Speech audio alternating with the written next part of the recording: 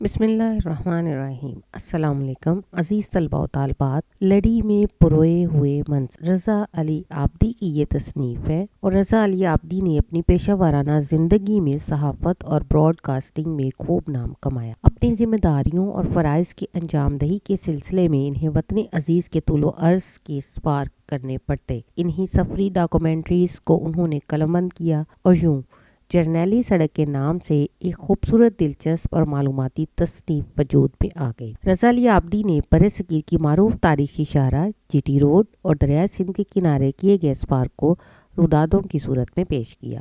اس دوران وہ اپنے زور قلم سے قاری کو زمانہ ماضی کی سیر کراتے ہوئے زمانہ حال تک کمال مہارت سے سیر و تفریح کراتے رہے اور وطن عزیز کے مختلف خطوں، حصوں، علاقوں، شہروں اور قصبوں کو تاریخی، ثقافتی، علمی، ادبی، مذہبی پس منظر سے آگاہ کرتے چلے جاتے ہیں۔ سفر کی روداد لکھتے ہوئے وہ ایک داستان گو کا روپ دھار لیتے ہیں جو اپنے مخاطب یعنی قاری کو ہمہ وقت اپنی طرف متوجہ رکھتا ہے۔ رضا علی عابدی نے جرنیلی سڑک میں نہایت سادہ، رواں اور سلیس انداز اختیار کیا ہے۔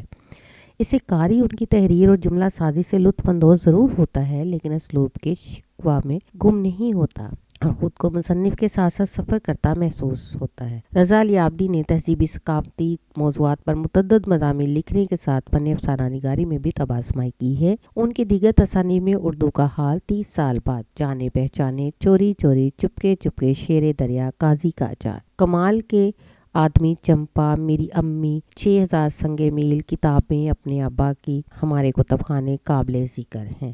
بچوں کی تعلیم و تربیت کے حوالے سے بھی انہوں نے خصوصی طور پر قلم اٹھایا ہے۔ اس سلسلے میں دلچسپ مضامین اور کہانیاں بھی تحریر کی ہے۔ رضا علی عابدی 30 دسمبر 1935 کو بھارت کے علاقے اتراکھنڈ میں پیدا ہوئے۔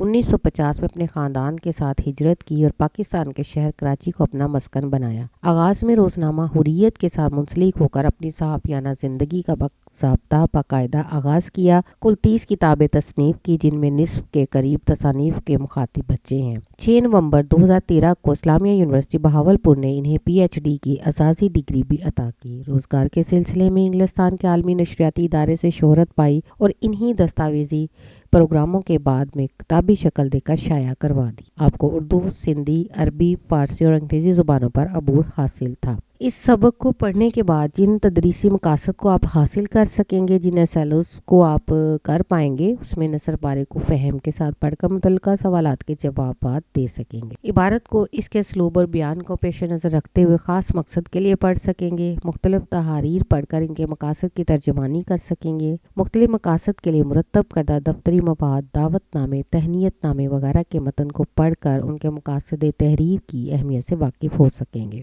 مختلف تحاریر، رودات، مضامین، سفرنامہ، خطوط، اداریے، خبریں، رپورٹ، اشتہار وغیرہ پڑھ کر ان میں عالمی مسائل کی نشاندہی کر کے ان کے حل کی تجاویز پیش کر سکیں گے۔ رسمی و غیر رسمی خطوط کی تحریر یا برقی ای میل کے لیے تشکیل کر سکیں گے۔ آبیتی سفرنامے، معلوماتی رپورٹ اور یادداشت کے درمیان فرق کو سمجھتے ہوئے ان کی تحریر یا تخلیق کر سکیں گے۔ کسی بھی رسمی و غیر رسمی کالم، خبر، رپورٹ، تبصرہ، تذکرہ، تجزیہ وغیرہ کی جزئیات کو سمجھتے ہوئے اس پر تنقید و تبصرہ کر سکیں گے۔ شکریہ۔